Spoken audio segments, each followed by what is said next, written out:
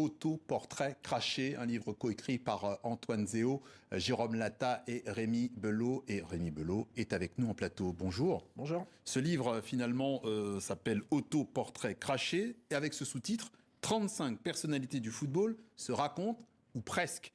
Rémi Belot, c'est ce « ou presque » qui nous intéresse. Que signifie-t-il ? Il signifie que en fait, ces personnalités ne parlent pas vraiment.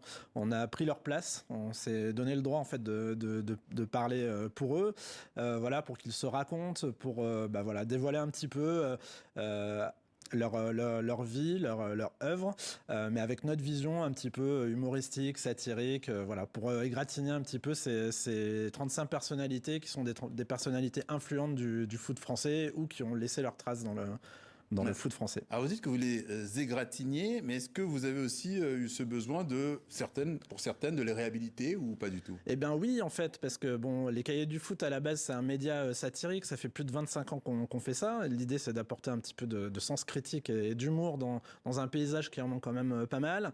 Et donc, évidemment, bien sûr, on égratigne, on dit un petit peu de mal. Le monde du foot, c'est quand même un monde où il se passe des choses qui sont pas toujours très reluisantes. Mais il y a aussi des personnalités pour qui on a de l'affection et le terme de réhabilitation, par exemple, sur quelqu'un comme Deschamps qui est sur la couverture, qui a quand même subi beaucoup de critiques sur le style de jeu, etc. Nous, c'est quelqu'un qu'on a aussi, peut-être. Oui, aussi. Et c'est quelqu'un qu'on a défendu en fait et qu'on prend plaisir en fait à défendre, voilà. Oui, parce qu'il gagne beaucoup en fait. Entre autres. Vous présentez Gianni Infantino, le patron de la FIFA, comme le maître du monde, et le dessin qui le caractérise le représente comme une sorte de diable. Ouais. Il a des petites cornes. Est-ce une manière de dire que le football mondial est maintenant devenu le mal ? Ouais. Alors pour la petite histoire, en fait, l'illustrateur avec qui on a travaillé s'appelle Dessine-moi un gangster, c'est son pseudo. Et finalement, ça colle plutôt bien à l'image de Gianni Infantino, voilà, qu'on a représenté avec des petites cornes de diable. Oui, il a un destin particulier parce que il a transformé le football.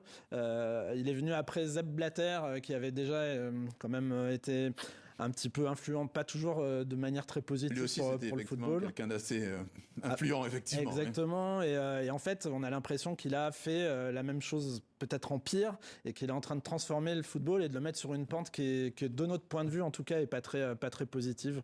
Voilà. Oui. Donc c'était ça l'idée. C'est-à-dire plus de compétition, multiplier le nombre d'équipes. Alors a priori, ça peut sembler une bonne idée, mais ça veut dire aussi qu'on est face à des nations qui sont plus capables d'organiser toutes seules une compétition. La prochaine compétition, elle sera aux États-Unis, au Canada et au Mexique. La Coupe du Monde, hein. Oui. Pardon, oui, la Coupe du Monde. La FIFA, oui. Et la suivante, elle sera organisée carrément sur 3 continents, avec une partie en Espagne, une partie au Maroc et quelques matchs en Amérique du Sud.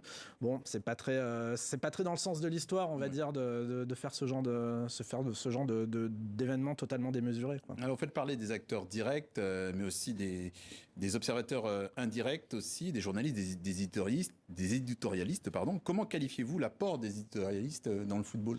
Eh ben en fait, le football, il s'est quand même la parole, elle s'est énormément popularisée, on va dire. Il y a une vingtaine ou une trentaine d'années, avant l'apparition d'Internet, la parole était très centralisée sur quelques grands médias, l'équipe, France Football, etc. L'apparition d'Internet l'aspect positif, c'est que ça a donné la parole à plein de gens, dont nous-mêmes les Cahiers du foot. C'est un site qui est né en 1997, au tout début de l'Internet, et qui a permis à des gens qui étaient des passionnés de débarquer, de parler de football, là où avant la parole était un petit peu, on va dire, privatisée par des professionnels. Presque confisquée, presque. Oui, c'est ça. Et l'Internet a eu cet avantage-là, et puis le développement, en fait, la toute-puissance du foot qui est devenu... il était déjà le sport le plus populaire, mais aujourd'hui, voilà, il y a des émissions de foot partout, on en parle tout le temps, la place qu'il occupe est très importante. Il y a des livres sur le football qui sortent quasiment tous les jours. Et donc, les éditorialistes, ils ont pris cette place-là. Il faut commenter le foot non-stop, quoi. Il faut faire du commentaire quasiment 24/24 parce que les gens suivent ça. Et bon, de notre point de vue, c'est pas toujours fait de manière très pertinente. Nous, on essaye d'apporter notre part avec une vision un petit peu différente, un petit peu plus décalée, un peu de recul sur l'actualité et une vision peut-être plus... avec des aspects plus économiques, sociaux, politiques, etc., quoi. Alors, on passe sur le fait, il y a l'Euro 2024 qui a commencé depuis vendredi. Vous avez parlé tout à l'heure de Didier Deschamps. On parle aussi, vous évoquez aussi Zinedine Zidane aussi, que vous présentez comme le football incarné. Arrêtons-nous sur aujourd'hui, Kylian Mbappé. Vous parlez de lui en parlant de la vitesse de la lumière, allusion à la fois à la vitesse d'exécution et à son intelligence, j'imagine.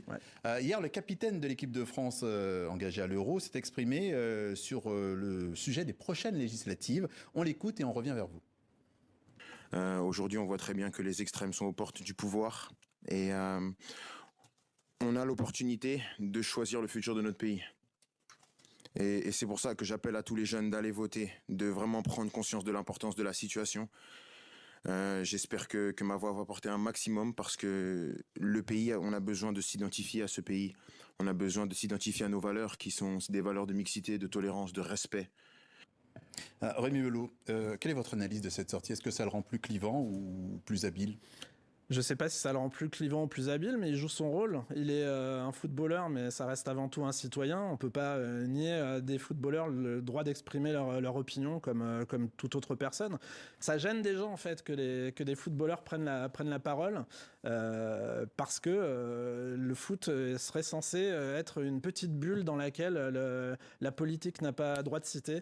C'est faux. On le voit bien. Le foot, il est dans la cité. Donc ce sont des citoyens comme les autres. Il a bien raison de donner son avis. Rémi Belot, co-auteur avec Antoine Zéo et Jérôme Latta de ce livre Autoportrait craché, sous-titré 35 personnalités du football qui se racontent ou presque. Merci d'être passé par le journal de TV5 Monde.